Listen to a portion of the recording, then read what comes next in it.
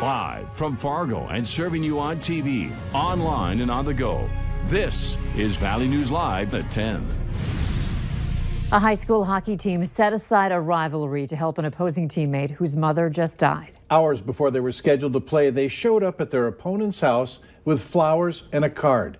Valley News Team's Joshua Pagaro has the story of players who say life is more than just winning and losing.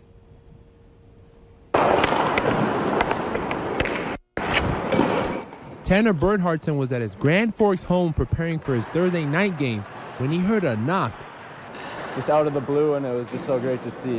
What he didn't expect was his opponents from Cheyenne High School in West Fargo to show up at his doorstep with a bouquet of flowers and a card. Tanner was overwhelmed. They didn't have to do that. On Monday, his mother, Pamela, died of cancer. They went out of their way to come and see me. Just days since her death, the loss is still fresh on his mind. She was really a great, strong woman, and she prepared us for life, and she prepared me for life. And Tanner says his teammates, the Red River Rough Riders, have been supporting him. Logan Hughes says what the Mustangs did shows that there's more to life than what happens on a sheet of ice. Way more than just a game. We're a big community and a big family. Blaze Ackerland says he knew Tanner from playing summer hockey with him and learned about his mom's death on social media. I mean, if we could just help out even a little bit, because we thought it'd mean a lot to him. Well, I think anytime you can do something good for another hockey player, it's a win. Eichenberg also says hockey is such a small community that players should extend a hand to help another who is down. It's a good thing. For Tanner, he says inside he feels that his mom is looking over him, cheering him on from the sidelines. I know that she'll be with me as long as I'm here, and I know she'll be guiding me. In Grand Forks, Joshua Pagaro, Valley News Live. The funeral for Tanner's mother, Pamela, was tonight. She's survived by her husband and 3 boys. Foggy and misty conditions tonight with temps still holding their own as we wrap up the month of November. Let's check in with Hutch for a look at our weekend weather planner. Hutch? About the only area this evening free of the fog problem is northwest portions of Minnesota. Otherwise, reduced visibilities throughout the region, eastern North Dakota and Lakes Country. In Minnesota, some areas reporting 0 visibility, like near Oaks. Dense fog advisory for the overnight hours. Here's a look at the DOT camera in Dickey County on Highway 11. So reduced visibility and now mixed precipitation pushing into the central and western part of the Dakotas. Temperatures right now in the upper 20s to around 30 degrees, and that's where they're going to stay as we go through the overnight hours. Looks like a storm system will impact the weather here in the Central Plains. So for travelers, I'll have details on where the snow will be coming up here in just a few moments. All right. Thanks, Hutch. 5 people have been charged with furnishing alcohol to individuals under the age of 21, all in connection with a large party in late September in Beltrami County. Afterwards, 19-year-old Isaac Morris, who attended that party, was killed after falling 7 stories out of a Bemidji State University dorm room. Brian Matson, Jack Matheson, Aaron Troublehorn, Zachary Morris, and Jordan Swan have been charged with 2 counts of furnishing alcohol to a person under the age of 21. They could spend a year in jail and have to pay a $3,000 fine for each count. Authorities allege that Matson and Matheson and Troublehorn pooled funds to obtain kegs of beer for the party and sold cups for access to the beer. Morris and Swan are accused of purchasing the kegs for the party and provided the location to hold the party.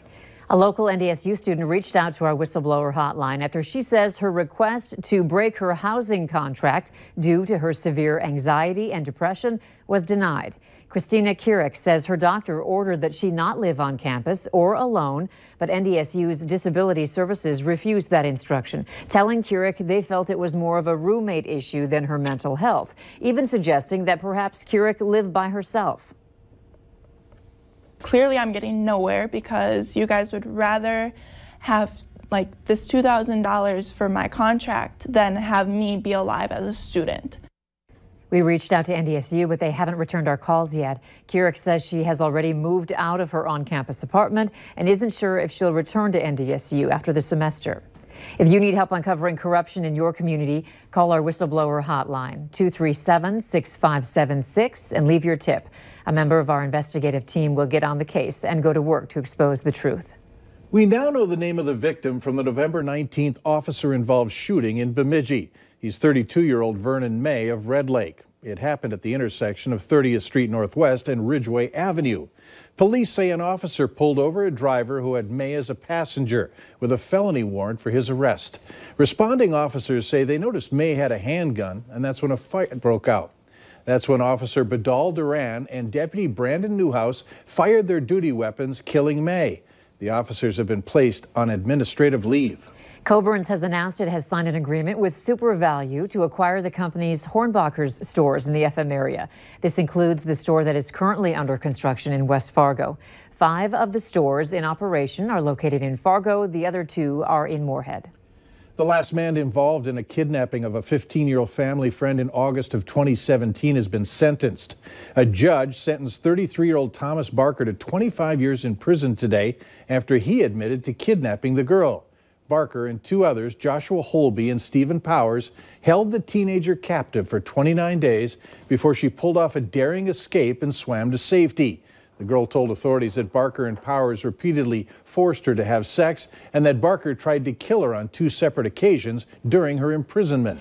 Homes and businesses are damaged and roads have buckled and collapsed. That's what people living in parts of the Alaskan coastline are dealing with after a major earthquake there this morning. The shaking from the 7.0 magnitude quake lasted nearly a full minute, breaking glass and knocking things off walls and shelves. Those at work or school hid under their desks as the ground in Anchorage, Alaska started rumbling. You see the ground is cracked, the windows are shattered out, and we peeked inside, and it looks like part of the ceiling came down too. So far, no reports of deaths or injuries. Alaska averages about 40,000 earthquakes a year. There are new concerns about drunk driving in the age of autopiloted cars. This after a man in California was arrested for a DUI after using his Tesla's autopilot at the time. Police arrested a man for drunk driving roughly 7 miles from where his car was first spotted. The Tesla was driving along at 70 miles per hour, according to police, but the driver was fast asleep. When sirens and lights didn't wake him up, alert officers assumed the car's autopilot was on. So they pulled in front, started to slow down, and Tesla's autopilot feature detected the other cars and slowed down. Autopilot assists you with the routines of driving daily, but it also comes with a warning, only meant for highway use. Keep your hands on the steering wheel at all time and stay alert.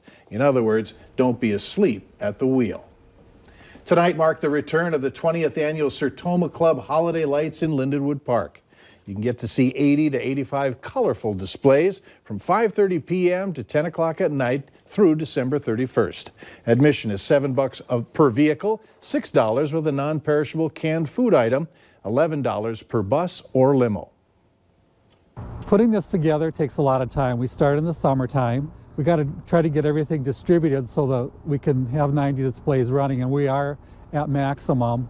We've had to turn people away this year because we don't have enough electricity to run them. All proceeds benefit. All food donations will be donated to local food pantries. Later on Valley News Live at 10, see what lawmakers on Capitol Hill are working on to protect children from being restrained and put in seclusion rooms at school. Soupy skies all day across the valley with dense fog problems continuing into the overnight hours. All details on what you can expect from this storm system across our region as we head into the weekend next.